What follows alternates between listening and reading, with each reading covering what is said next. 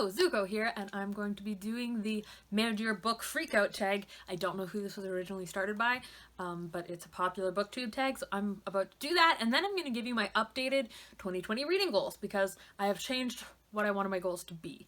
So stick around if you want to see that. Okay, question 1. What is the best book that you've read this year? That's a great question. I don't know. I don't know if it's exactly the best book I read this year, but one of the books that felt like it catered to exactly my personal needs was The Darkest Part of the Forest by Holly Black. This is a book about a town that's kind of on the brink between the Fae lands and human lands, and the Fae and humans kind of live together, but not quite. And in this town, there's a forest where there's a boy with horns in a glass coffin, and he's been there for generations. Nobody knows why or what's going on. So yeah, that's kind of what this book is about without any spoilers.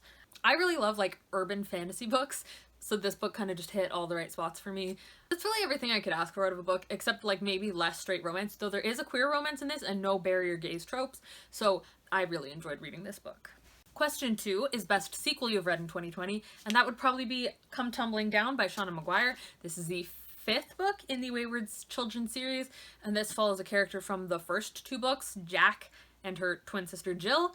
I can't really say too much more than that, as this comes after those books. It's kind of spoilery, but I did enjoy reading this book, and I haven't read a lot of sequels that I actually really enjoyed lately, so we got this one. Question 3 is new releases you haven't read but want to. I feel like I have a whole haul coming up probably next month for the second quarter of the year's book haul of some new releases. Pretty much anything that's queer YA or magical realism queer YA, those are books that have come out that I really want to read, but I haven't yet. So I don't have one specifically that I own that I'm I really want to read this, but that's it in general. Question 4, most anticipated release for the second half of the year. I'm not gonna lie, is it silly of me to say Midnight Sun by Stephenie Meyer? I'm really excited about this long-awaited Twilight from Edward's perspective, because I remember reading it when I was a wee tiny babby, and I don't know, it's just exciting to have the whole thing come out, so I'm excited about that probably the most, I think. Probably. Question 5, biggest disappointment. I don't want to make people sad about this one, but I'm gonna show you anyway. My biggest disappointing read for this year was probably Station 11 by Emily St. John Mandel. This book had been so hyped up that when I read it, I was disappointed. It wasn't what I thought it was gonna be. I thought it was gonna more focus on the, group of performers who were traveling through a dystopia, and it just wasn't what I wanted. It was still a good book, but it wasn't what I hoped it was, if that makes any sense. I feel like that happens with hyped books, though, where you go in expecting a lot more than you actually get, and it kind of ruins the book for you. I felt like this was one of those. Number 6 is the biggest surprise. So I think the biggest surprise this year was that I really enjoyed The Ballad of Songbirds and Snakes by Suzanne Collins. I was kind of expecting this to be unnecessary and not really needed. I guess that's the same as unnecessary, but I really enjoyed this book. I know a lot of people don't. That's super valid. I get that too, but I don't know. I really enjoyed the process of reading this book. I really enjoyed this book, and so that would be my biggest surprise, I think, because I wasn't expecting to like it. Question 7 is favorite new author, and I think I'm gonna have to say Holly Black for that too. She's new to me, but that counts to me. I've read The Darkest Part of the Forest and also Coldest Girl of Cold Town this year, and I really, really enjoyed both of them. I think her writing style and her worlds kind of really suit me and what I'm looking for in urban fantasy kind of things. So I've been enjoying that. I hope that I like the rest of her books. I have The Cruel Prince, I think, on hold at my library right now. I need to read that this week. I hope I like that too, because I've really enjoyed her book so far. So question 7 is newest fictional crush, and I read a lot of YA, and I'm 24, so none of the characters in the books I'm reading, because they are all minors for the most part, and I'm good. I'm super okay with I'm good. I'm good. Question 9 is newest favorite fictional character, and I'm gonna be honest, I feel like I don't latch on to fictional characters the way that I used to as a young tween and teen. I feel like I read the books and I relate to the characters and stuff, but it's harder to latch onto because they're all younger than me. Maybe Alex from Ninth House, but even then, I'm not super obsessed with all the characters, if that makes any sense. I hope it does. Yeah. Question 10, a book that made you cry. This is another boring answer, but I haven't cried reading any of the books I've read this year. Sorry, but I don't have a better answer than that. Question 11 is a book that made you happy.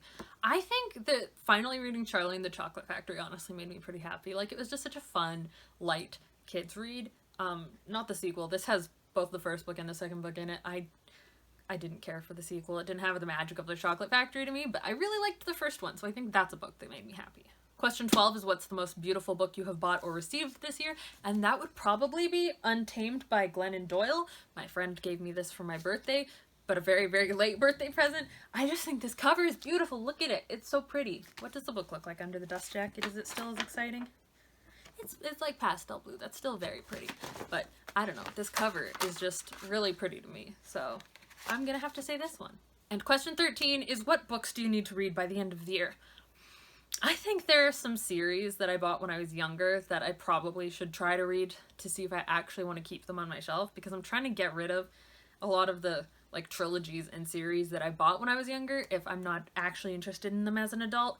So I should probably read some of those by the end of the year, but I don't have anything like specifically in mind, I don't think. But yeah, that is the end of the mid-year book freakout tag, and now I will tell you about my personal goals that I originally made a video for in January about my reading goals for the year, which I will link up there somewhere, and now we'll go into why I'm changing them.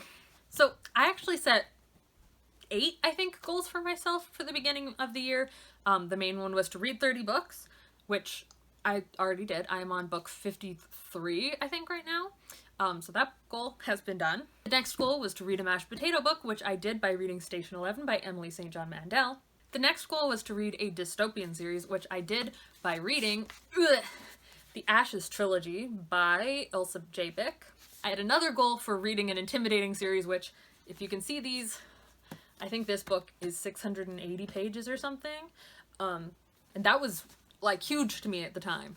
It still is a long book, but two birds, one stone, right? Read dystopian and read some intimidating ass books. So I did those two. Then I wanted to read a book by Maggie Stiefvater, so I read All the Crooked Saints and Scorpio Races. And I wanted to reread a book, which I did by rereading the Hunger Games trilogy by Suzanne Collins.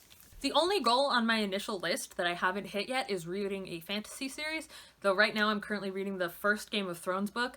I don't think I'm going to keep reading them back to back to back to back because they're so long, but I'm at least starting a big fantasy series that kind of counts, I guess, maybe, but it's not like I've read it start to finish, so like half counts, I think. I don't know, I made up these goals, I guess I could say it counts. But because I've kind of hit all of my goals, I wanted to add some more goals and up the amount of books I wanted to read. So because currently it is June, we are 6 months through the year, and I've read 52 books, I would like to try and actually read 100 books by the end of the year. And I also want to get my physical TBR, which at the beginning of the year was 385-ish books, down to under 300 books. I think right now I'm at 339, and I have some more books coming in, so it'll go up again, but I'm trying to get it down. We'll see if that's possible. I hope it is, because I would really like to watch that shrink some more. My second new bonus goal is to read a book by Erin Morgenstern, because I have The Night Circus and I have The Starless Sea, and I haven't read either of them, and they're both available as audiobooks at my library, so I should definitely read one by the end of the year, or both. Who knows? My next goal is to read 3 trilogies. Now, I've definitely read quite a few trilogies at this point this year, like Ashes and The Hunger Games. I read Illuminae. I feel like there's more, but I can't think of them right now. But I definitely have more trilogies that I would like to read, or at least read the first one and decide I don't want them. You know, it's kind of a read to find out if I actually want to keep them kind of deal. The fourth bonus goal is to fully read my dystopian shelf.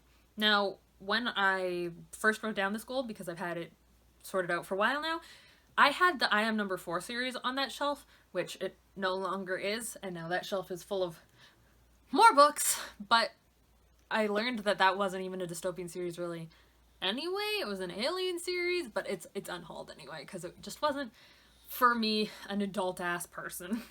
But I would like to read all of the books, or at least the first book in all the series, on that shelf to kind of see if anything there is actually good dystopian, or if it's all unhaul-worthy dystopian. A lot of my goals kind of center around the fact that I don't want to own books that I don't like, so I want to at least start with the series that I want to read to see if I like them, because that'll make the most room for other books that I do want to read to go on my shelves. because a lot of these books, as you might know, I bought when I was a teenager and now I am 24. So I don't really want a bunch of books that interested teenage me but don't super interest adult me, if that makes any sense. And now, my final bonus goal is to finish an old favorite series. So when I was a teenager, my favorite series were Artemis Fowl by Owen Colfer, The Enemy series by Charlie Higson, and I Am Not a Killer by Barry Lyga. I have finished... Oh, and Unwind by Neal Shusterman? I can never remember. I have finished 0 of those series. So I would like to finish at least one of them by the end of the year and like actually say I did it, which will probably mean rereading them, but if it was a favorite, I shouldn't mind rereading it, and if it's not still a favorite, I don't really need to keep it. So that's my thinking. So yeah, those are the new book goals that I have for the rest of the year. I hope I can achieve them. I hope you will stick around with me so that we can find out together if I have done these things. Please, if you want to, let me know down below if you've made it this far, what books you want to read by the end of the year and what books you've really enjoyed, because God only knows I don't have enough books on my TBR pile. So yeah, I hope you all enjoyed it, and I will see you whenever I do my next video.